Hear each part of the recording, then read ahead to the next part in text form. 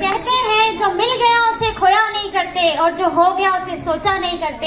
हासिल होती है उन्हें सफलता, हासिल होती है उन्हें ही सफलता जो वक्त और हालात पर रोया नहीं करते।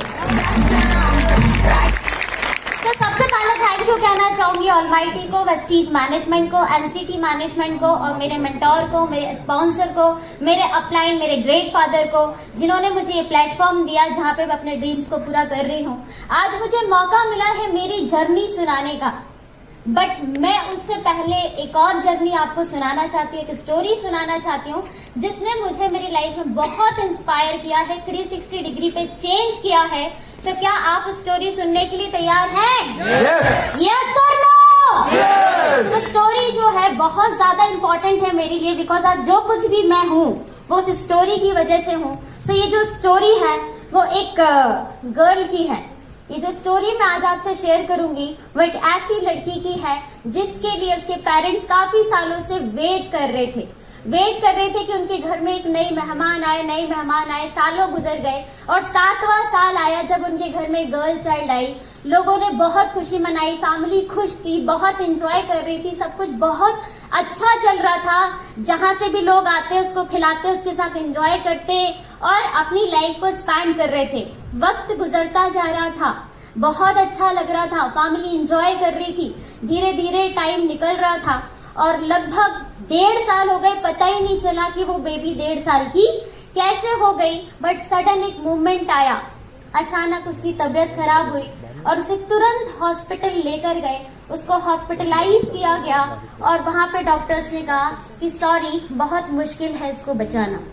सो वो जो पेरेंट्स 7 साल से वेट कर रहे थे उनको कुछ समझ में नहीं आ रहा था कि सब कुछ कैसे होगा। सो उन्होंने बहुत दुआएं करी और डॉक्टर के प्रयास से और उनकी दुआओं से उसकी जान बच गई। लेकिन एक प्रॉब्लम फिर क्रिएट हो गई कि उसको जो हीमोग्लोबिन है वो 3 और 4 रहने लगा। जब 3-4 हीमोग्लोबिन रहने लगा तो उसको बार बार ब्लड चढ़ने की जरूरत पड़ने लगी और ये सिलसिला चलने लगा।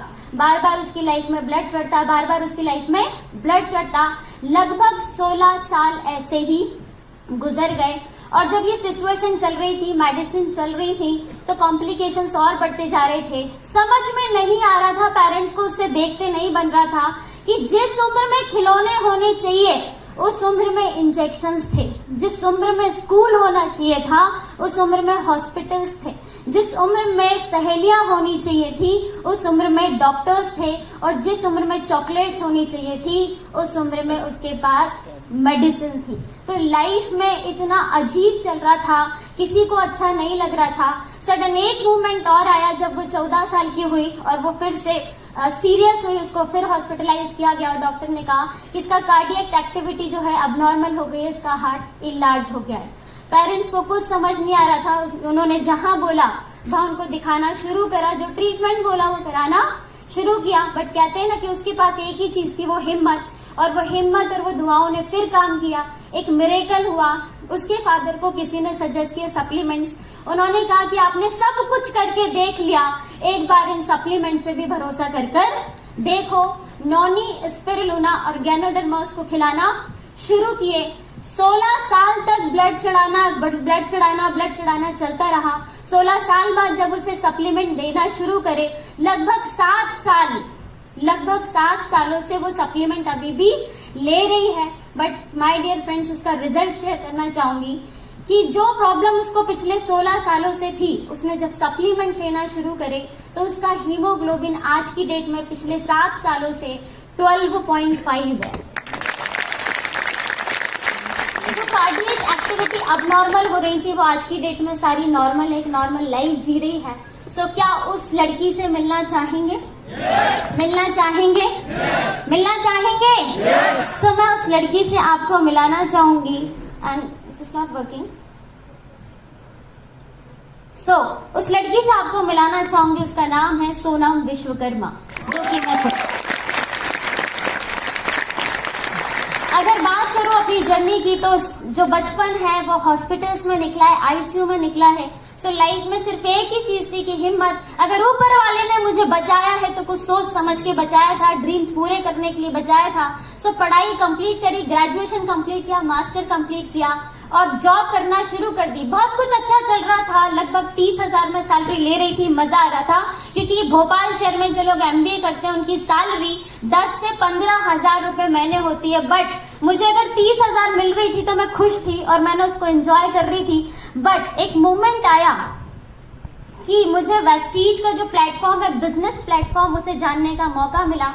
मैंने ये सोच के ज्वाइन कर लिया कि 30,000 तो मिल ही रहे, अगर कुछ एक्स्ट्रा भी आ जाता है तो कोई बुरा नहीं है, क्योंकि जाना तो कुछ भी नहीं है। इस सोच के साथ वेस्टीज को मैंने स्टार्ट किया और 1 घंटा रोज वेस्टीज को कमिटमेंट के साथ देना स्टार्ट किया आफ्टर जॉब। और जब ये सिलसिला शुरू हुआ, फर्स्ट मंथ मेरा कोई पे आउट नहीं आया, क्योंकि बिजनेस कुछ भी समझ में नहीं आ रहा था। काम करती गई क्योंकि कमिटमेंट किया था 1 घंटे रोज दूंगी। सो कमिटमेंट किया था, कंटिन्यू काम करती रही। और सेकंड मंथ आया, सेकंड मंथ का जो मेरा चेक था वो था 253 रुपीज का। जब 253 रुपीज आए तो मेरे साथ वालों ने बोला कि ये 253 का क्या करेगी। मैंने कहा कम से कम वेस्टीज ने मूवी देखने के तो पैसे दे दिए ना। सो मैंने कहा अभी मुझे दिए सिर्फ, लेकिन अगले महीने से तुम सबको दिखाने के लिए भी देगी। सो जो थर्ड मंथ का चेक आया वो लगभग 1336 रुपए का था। फिफ्थ मंथ मैंने सिल्वर क्वालिफाई किया। उस समय मेरा जो चेक था 14,251 था, जिसको मैंने बहुत एंजॉय किया। एक चीज समझ में आई कि 2 साल जॉब को दिए, कभी फॉरेन का सोचा नहीं, 5 महीने वेस्टीज को दिए, विदेश जाने के रास्ते खुल गए। सो बहुत अच्छा लग रहा था, कमिटमेंट और पक्का हो गया। सो और कंटिन्यू किया वेस्टीज को। 7वें महीने मैंने गोल्ड डायरेक्टर का लेवल लिया और जिस मैंने गोल्ड किया उसका पे आउट जब बना तो वो पे आउट था 23,421। जब 23,421 का पे आउट आया तो मेरा दिमाग घूम गया। रीजन कि 8 घंटे जॉब को दे रही हूँ, कमाती हूँ 30,000, 1 घंटे वेस्टीज को दे रही हूँ, अर्निंग है 23,000। सोनम क्या कर रही है, क्या करना है लाइफ में। सो एक रात भर नींद नहीं आई, रात को डिसीजन लिया और बॉस के पास सुबह ही गई, सर मैं आपको 30 साल देने के लिए तैयार हूँ। कितने? 30 साल देने के लिए तैयार हूँ, पर एक सवाल है सर मेरा कि मेरी ये जो 30,000 की सैलरी है इसमें पीछे एक जीरो, कौन सी डेट को आप बढ़ा देंगे वो डेट मुझे बता दीजिए। सो क्या वो डेट मिली होगी मुझे? क्योंकि जो 30 साल से कर रहे हैं उनकी सैलरी में एक जीरो नहीं बढ़ा, तो मैं ऐसा क्या कर लेती कि मेरे में बढ़ जाता। तो बिकॉज जॉब तो जॉब होती है। मुझे उस दिन पर्सनली ये चीज समझ में आई और मैंने रेजिग्नेशन दिया, वेस्टीज को फुल टाइम किया। 10वें महीने में स्टार क्वालिफाई किया, 13वें महीने में कारफन क्वालिफाई किया, 14वें महीने में डायमंड क्वालिफाई किया। दोस्तों बहुत मजा आ रहा था क्योंकि रोज नए नए लोगों से मिल रहे थे। अब जिंदगी में कोई बॉस नहीं था, कोई सुनाने वाले कलीग्स नहीं थे, कुछ भी नहीं था, लेकिन मजा आ रहा था बिजनेस करने में, वेस्टीज को रन करने में। बट अनफॉर्चुनेटली जब 14 महीने हुए, मैं मीटिंग करने जा रही थी और सडन मीटिंग करने पहुंचने वाली थी और रास्ते में मेरा एक्सीडेंट हो गया। जब एक्सीडेंट हुआ मुझे एडमिट कराया गया, मुझे पता चला कि मेरे राइट लेग की दोनों बोन फ्रैक्चर हो गई हैं और मेरी सर्जरी प्लान कर दी गई। और सर्जरी प्लान करने के बाद लगभग 6 से 8 महीने में वापस से बेड पर आ गई। दोस्तों उस टाइम बुरा नहीं लगा जब मैं गिरी और मैं टूटी, बुरा तो उस टाइम लगा जब मेरे ही फ्रेंड्स मुझे देखने आए तो वो दुख कम करने नहीं आए थे। उन्होंने आते से मुझसे एक सेंटेंस बोला, तुझे तो हम पहले से ही समझा रहे थे, वो स्कूटी लेके बस तू जब लगी रहती है प्लान करना है, तेरे पैर तो स्कूटी तक पहुंचते नहीं है, तुझे स्कूटी चलाना आती नहीं है और तुझे प्लान करने की पड़ी रहती है। ऐसा तेरा क्या बिजनेस है, छोड़ इसको। पर तुझे समझ में नहीं आ रहा था, अब तोड़ ली ना टांग, अब तो समझ में आ गया होगा। सो उस मोमेंट पे इतना हर्ट हुआ, एक ही चीज समझ में आई कि सोनम क्या कर रही है। लेकिन फिर वापस से दिमाग में एक बात और आई कि अगर वेस्टीज को छोड़ दिया तो ड्रीम्स एक साइड हो जाएंगे, जिंदगी नॉर्मल हो जाएगी। लेकिन अगर इस डिसीजन को मैं आगे बढ़ाती हूँ तो सारे ड्रीम्स कंप्लीट हो जाएंगे। अगर प्रूव करना है तो जवाब देना पड़ेगा। सो उस दिन डिसीजन लिया कि अब सोनम जब जिस दिन बेड से उठेगी तो वेस्टीज की कार फंड से अपनी कार फंड से कार परचेज करेगी। सो बताते हुए बहुत अच्छा लगता है कि जब मैं बेड से उठी तो मैंने अपनी टॉप मॉडल टाटा नेक्सॉन लगभग 13 लाख की कार परचेज की। सब कुछ बहुत अच्छा चल रहा था। जब वो चेक 253 का आया, सेकेंड मंथ 1336 का आया, उसके बाद जब अभी मैं उस फ्रेंड के पास गई इस कार को लेके, जिस फ्रेंड ने मुझे वो बातें करी थी, आज की डेट में वो मेरे साथ ज्वाइन है। और उसके आने के बाद जब मैंने उसे चेक बताया 1 लाख का, तो वो भी बहुत खुश थी और अब बोलती नहीं, दोनों मिलकर साथ में करते हैं। तो एक चीज समझ में आई कि शुरू में लोग तो आपको कुछ भी कहेंगे, अगर ड्रीम आपके हैं तो पूरा किसको करना पड़ेगा। तो वो डिसीजन मैंने लिया, काम को और आगे बढ़ाया और सारी चीजें बहुत अच्छे से चलती रही। माम ये चल नहीं रहा।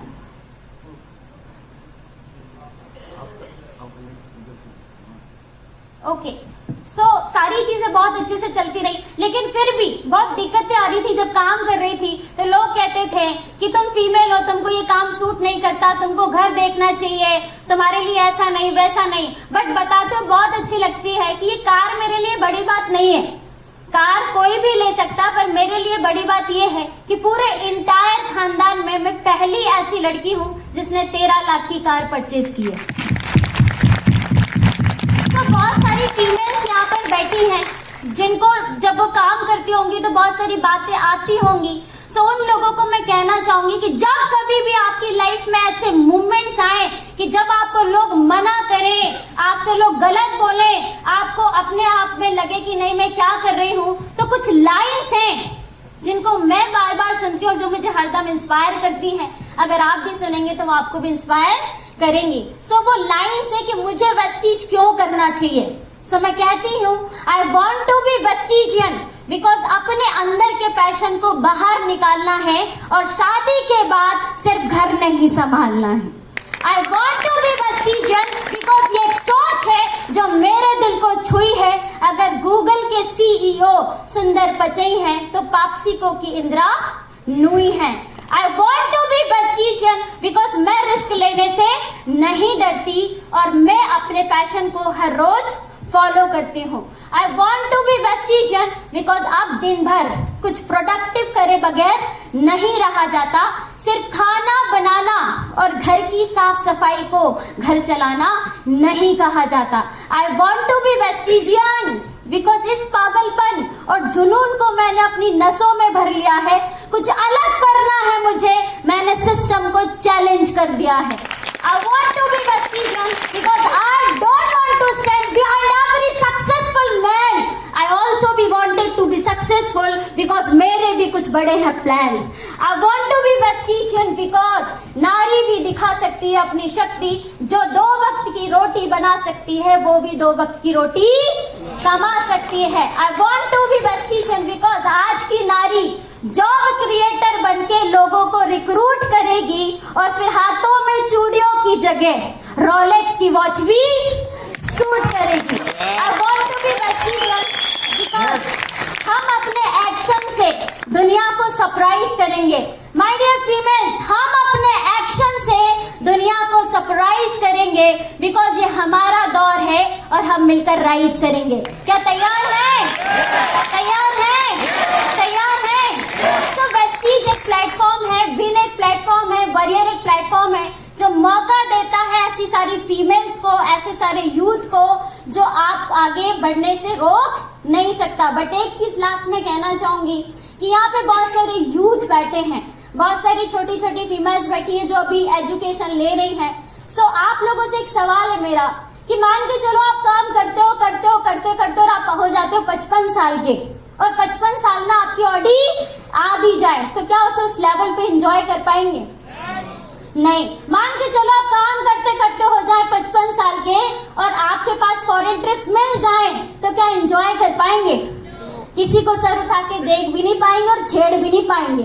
यस और नो?